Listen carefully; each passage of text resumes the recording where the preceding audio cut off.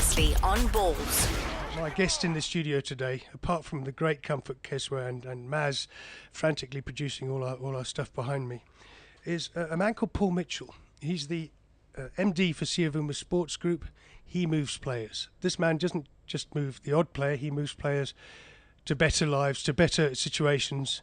And the one that I first got involved with Paul in, although we go back a little way, but the big one for us, for me, when I was talking to Paul initially, was getting Sianda Kulu from Sundowns with the very stubborn Johan Neerskins to Rostov, where last Friday night, was it, Paul? Yeah, last Friday. Last Friday night, Sianda Kulu was assigned to a man called Samuel Eto'o, the best paid player in the world. Even if Cristiano Ronaldo signs this new deal with Real Madrid, he will be the best paid player in the world. And Sianda Kulu kept him under wraps, had him in his pocket. Rostov won 1-0, and the next day I think Anzi put their entire squad on the market because of lack of results. I love that story. I love the idea of this 20-year-old Sianda Kulu from Kwamashu, staggeringly getting man of the match most weeks in Rostov in Russia. Paul, that's your job, that's what you do. I need an opinion from you, Paul, though, on the much more delicate situation of, are Orlando Pirates right to have pulled their 6 players out of the Bafana game against Nigeria in the friendly? It's a difficult one. Morning, Neil. Morning to the listeners. It's a difficult one. I mean, on one side of the coin, it's fantastic the result Pirates have got and what Roger and Eric and the team have done to go to Egypt and get that result. And all support from the whole nation should be behind them. But the other side of the coin is we are preparing for a World Cup qualifier.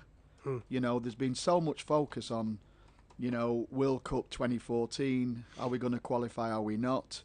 We're even talking now 2018 and looking towards that more. But, we're coming up against a very good, in my opinion, a very difficult side to beat in Botswana. I was at the Botswana versus Car game in Gaborone in the last qualifier, and Botswana won't be any pushovers. So I think it's a difficult one for Gordon because he needs to play his strongest team in at least one of them friendlies. My question is this: they don't play in the game on the 14th, I believe, right, against Nigeria. Against Nigeria, yeah. So they're obviously not going to play in the game on the 17th against Sierra Leone. So in them 2 games, effectively Gordon's not really going to play his first 11 that's going to face Botswana.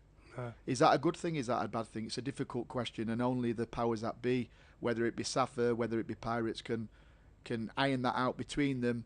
But for the love of the nation, it's a double-edged sword, Neil. It's a double-edged sword, and at the end of the day, it's up to the teams to discuss.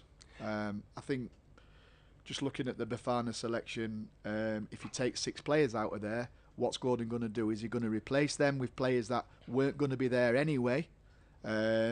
Is that really going to benefit him in terms of preparing for the qualifier? Because ultimately that's what he's doing. Yeah. Or does it give him an opportunity to say, look, I know I'm not going to be able to play my 11 in the qualifier, therefore I'm going to look at some players in a decent friendly that normally I wouldn't be able to get the opportunity to look at.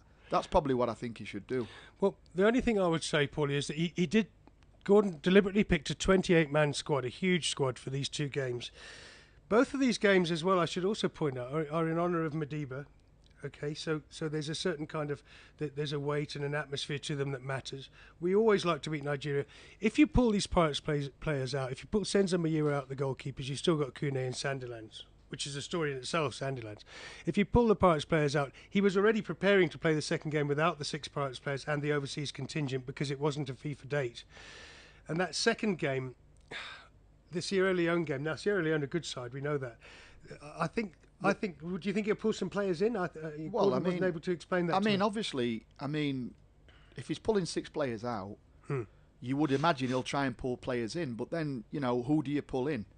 And then if you start looking at some of the players that, in my opinion, should be in anyway, people like Makacho in Holland, Darren Keat, Sianda Kulu, one of our players. If you all of a sudden you're then calling them in from overseas, they weren't in the first squad. I know it's for your country, and I've never sort of condone a player not turning up for his country at all. But at the end of the day, how are them players going to feel? Look, just looking at the squad, he's going to be quite bare, I suppose, in certain areas. But I think he's got enough in that squad to put out a decent 11 and probably change it at half time. I don't think the results are important. I think you should use it as looking at combinations. But I saw a valid point this morning on Twitter from somebody. I think it was from Joe Cran at Laduma, saying if Pirates are pulling out players, how will Doncaster Rovers feel? How will Malmo feel? And these other players that are coming from overseas. Again, look, it's a difficult question. You can debate it all day. You've got your country on one side, your club on the other, World Cup qualifier on one side, Champions League on the other. Who's right, who's wrong? I think what needs to happen is, I think, if we don't get through this World Cup, what I would like to see happen, and I'm sure Gordon will do it, is we start preparing for 2018 now. It's no good playing players at 30 years old now that in 2018 are going to be nowhere near the squad. Get the youngsters in. Get that team together for the next 4 years, 5 years. Well, it's going to be 4 years actually, but the next 4 years, get them together.